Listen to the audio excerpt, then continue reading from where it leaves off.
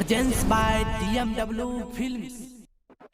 भैया हो एगो लड़का एगो लड़की से बहुत प्यार करते रहे। आज वो लड़का के छोड़ के अपना ससुरा जातिया यही होलिया में। हाँ हाँ होलिया हम जान हमर जाई छै ससुर बारे, जाई छै ससुर बारे, ओकरा बिना जियलो न जाय। हाँ हाँ ओकरा बिना रहलो न जाय।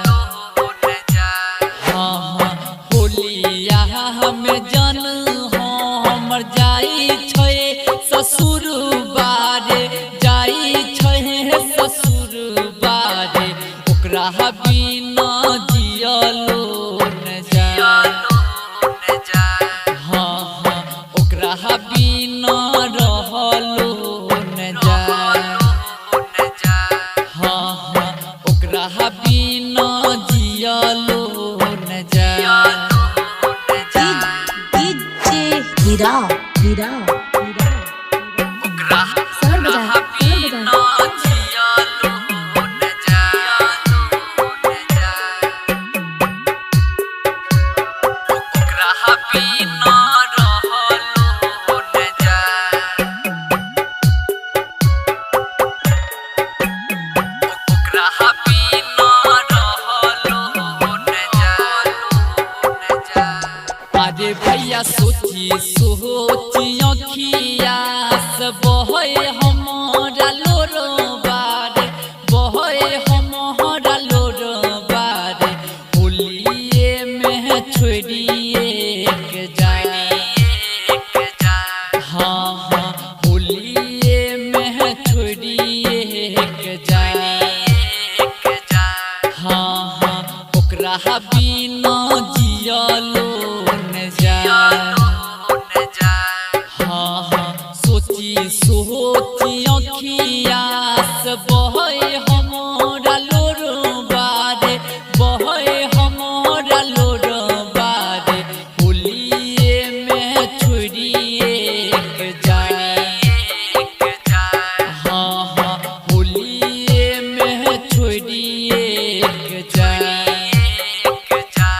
हाँ हाँ ओकरा बिना रहलो न जाय। हीरा हीरा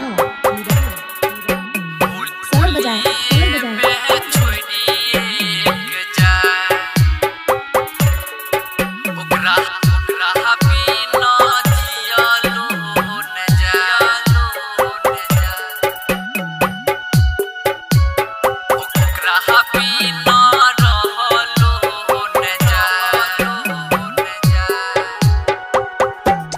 यारे भैया राइटर बबुआ राहुल लिख सोची सोच गीतिया रे, सोची सोच गीतिया रे, आर के आरज तलेने ओको राजा।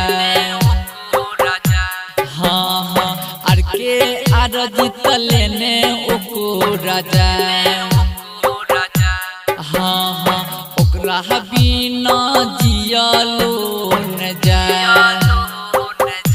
किया रे भैया यादव गोल्डन रोई रोई कहे सबके बतिया रे, कहे सबके बतिया रे, आर के आरज तलेने ओको राजा।